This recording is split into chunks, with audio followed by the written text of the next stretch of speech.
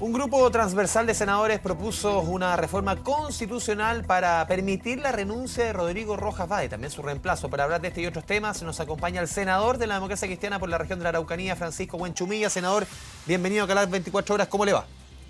Hola, buenas tardes. Senador, Encantado. ¿cómo recibe usted, cómo evalúa este proyecto o esta idea de reforma constitucional?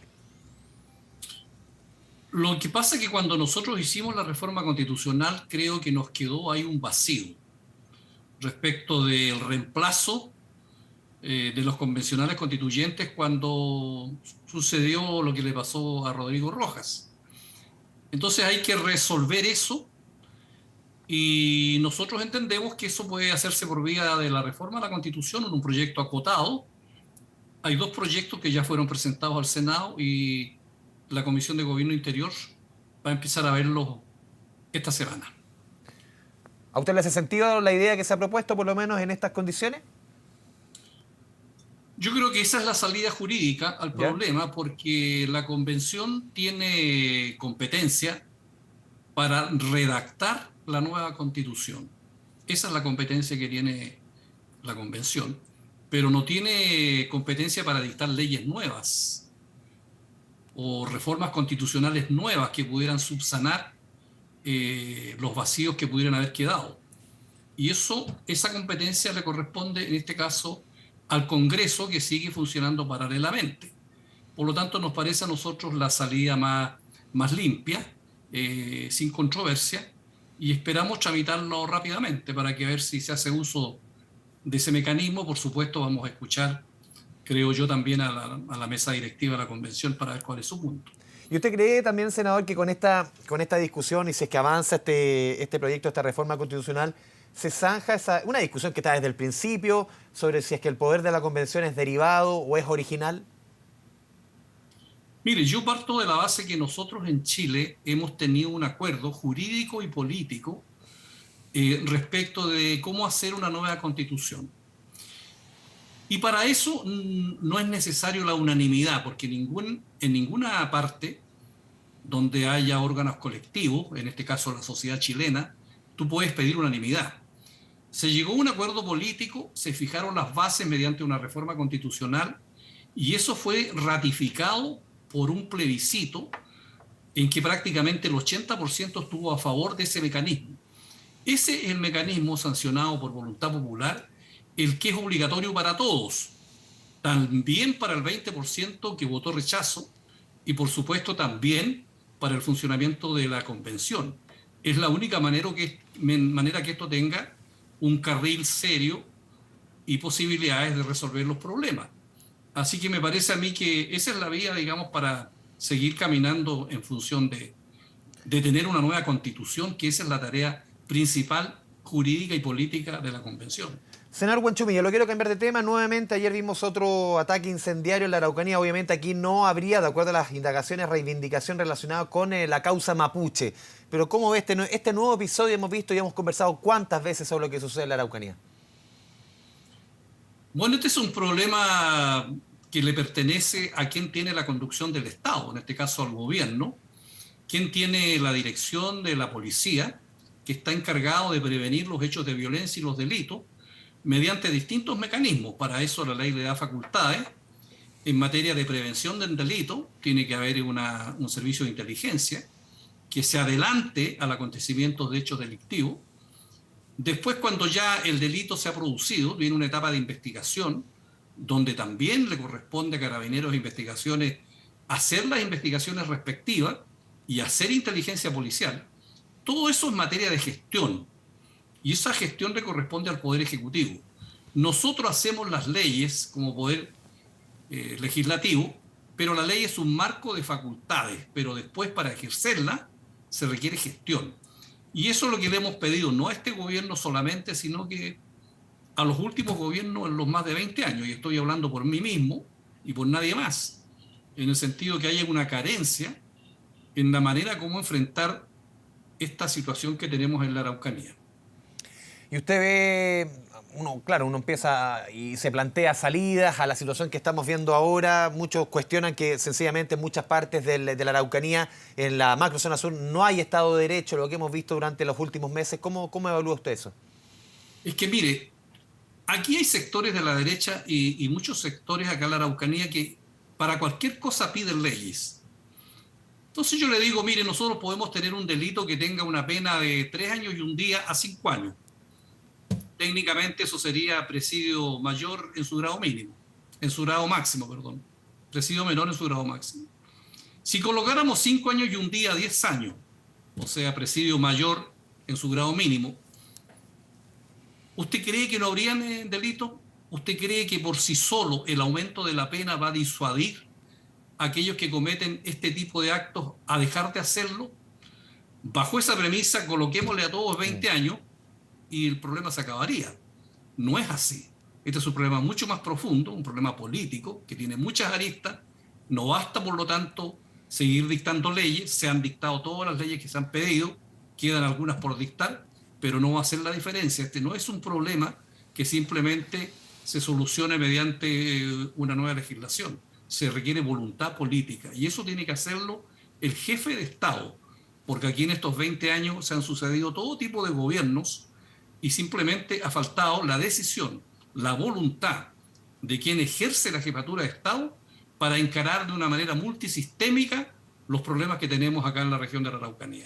Senador Huanchumilla, quiero llevarlo ahora a la arena electoral. ¿Cómo ve? Ayer escuchaba, por ejemplo, a su par del Partido Socialista, Carlos Montes, quien hablaba de un relanzamiento de la candidatura de la candidata de su partido, Yanna Proboste. De su partido, digo, no de Carlos Montes, obviamente.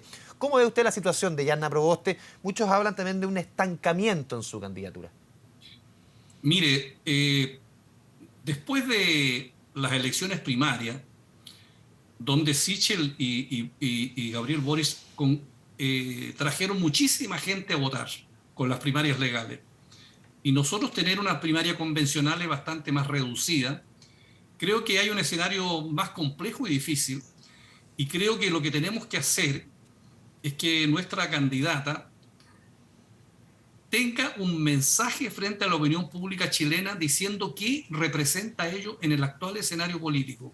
Tiene que tener un relato, una identidad, un cuento, que diga que tenemos que hacer cambios en Chile. ¿No está ese relato? La sociedad chilena, creo que ese relato tiene que ser más nítido, más claro. ¿Por qué? Porque la sociedad chilena quiere cambios. Lo manifestó el estallido social, lo manifestó el acuerdo político del 15 de noviembre, lo manifiesta la Convención Constitucional. El país quiere cambio, pero al mismo tiempo quiere que no se eche la estantería abajo. Entonces aquí lo que tiene que haber es una identidad de cambio con tranquilidad, cambio con estabilidad, cambio con seguridad para todos, pero cambios tienen que haber. Si no hay cambio, entonces seguimos con más de lo mismo y no es identidad. Creo que por ahí tiene que haber un relato firme y fuerte y salir de esa manera con los temas que preocupan al país para posicionarse en los últimos 60 días que prácticamente quedan de campaña, ¿no? Sí, porque muchos le han criticado, por ejemplo, que se ha izquierdizado, que se ha mimetizado mucho, por ejemplo, con la candidatura de Boric en ciertos elementos. ¿Usted cree que falta una diferenciación? ¿Cómo diferenciarse también del candidato de la izquierda? Mire, lo que pasa es que aquí veamos los hechos. ¿La sociedad chilena requiere cambios o no? Esa es una primera cuestión. O sea, si alguien plantea una sociedad conservadora sin hacer cambios, está fuera de la realidad. Tampoco se aceptan los cambios cosméticos, los cambios a los gato pardo, y ese es el problema que tiene el candidato de la derecha, porque yo creo que quiere cambios, pero cambios gatopardescos. Tampoco se requieren cambios en que la gente sienta que no tiene seguridad para atravesar los mares procelosos de la política y de la vida en sociedad. Entonces se quiere una conducción con audacia, pero con prudencia, que existan los cambios, pero que la gente sienta que esos cambios no van a traer un estado inestable y de polarización para el país. Esa es la inteligencia que, a mi juicio, tiene que hacer la centroizquierda con renovación, que no es más de lo mismo de los últimos 30 años, sino que lo mejor de los 30 años, pero con un mundo que cambió, con un Chile que demanda otras cosas. Ese es el desafío que, a mi juicio, tiene nuestra candidata. Justamente, senador, otro de los desafíos, por lo menos que se le ha criticado a la candidata Proboste, es su indefinición frente al cuarto retiro. En un principio dijo, claro, no le echaba la culpa al hecho de que el IFE o el decreto que extendía el IFE no le había llegado a sus manos. Ahora que no ha visto el proyecto, no ha llegado el proyecto hasta el Senado, no se ha definido frente al cuarto retiro. ¿Qué ve usted o cómo ve usted esa posición, no a decir zigzagueante, porque al final no ha ocupado ninguno de los dos lados, ni sí ni no, de la candidata Proboste, frente a un tema que al final está dividiendo agua y está marcando certeza respecto a los candidatos?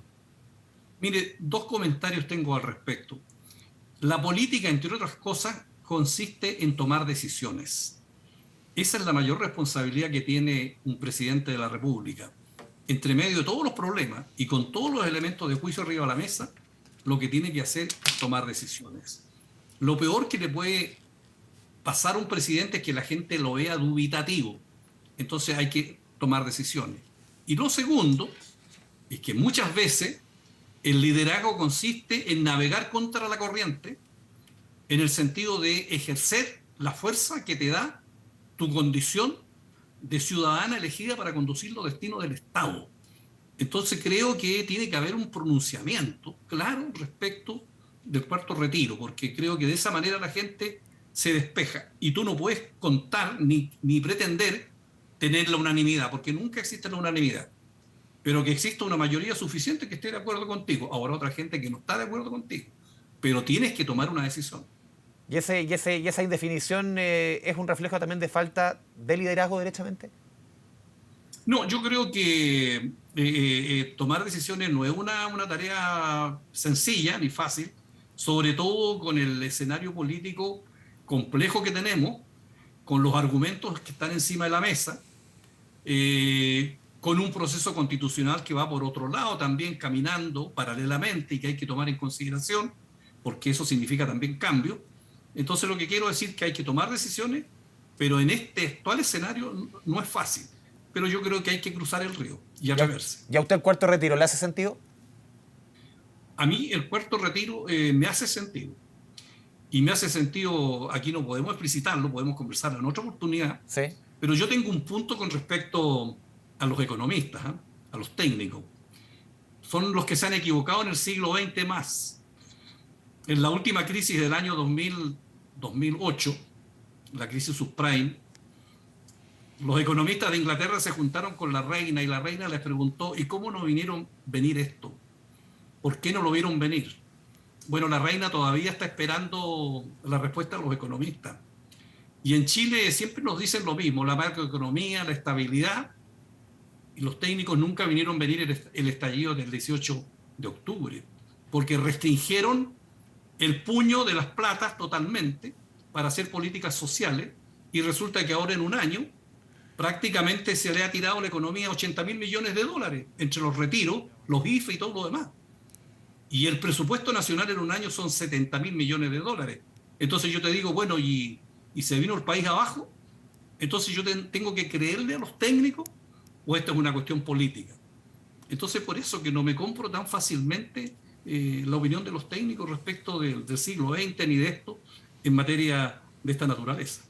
Sí, claro, ahí el último punto, senador Buenchumilla, tiene que ver con justamente son economistas que vienen de su sector. Le digo, French Davis, Joseph Ramos, José de Gregorio, no estamos hablando de economistas neoliberales ni de cerca, los que han criticado justamente las medidas que se están tomando, la discusión que se está teniendo, el tenor de la discusión, son economistas justamente que vienen del sector que usted representa.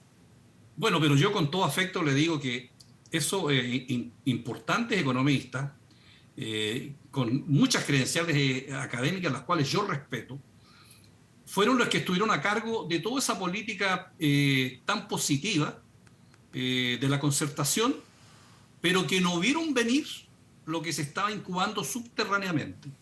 Y entonces privilegiaron los equilibrios, privilegiaron los superávit, privilegiaron no tener déficit, privilegiaron no endeudarse. ¿Y eso lo culpa a los economistas? Privilegiaron eso. Bueno, los economistas, pues, los que dirigían este país en el Ministerio de Hacienda. ¿Y eso terminó en qué? En que tuvimos una sociedad profundamente injusta. ¿Y la explicación cuál es? Para los 70.000 u 80.000 millones de dólares que le hemos metido a la economía. Se podía. Si lo hubieran metido a lo mejor 20.000 millones de dólares acá, no hubiéramos tenido el estallido social. Pero lo tuvimos, por la preponderancia que siempre han tenido los técnicos en este tipo de materia. Estas son cuestiones políticas. Hay que considerar a los técnicos, pero la última palabra siempre tiene que tenerlo la política. Senador Huanchumilla, le agradecemos este espacio, este diálogo, esta conversación con Canal 24 Horas. Muchas gracias. Encantado, buenas tardes. Que le vaya bien.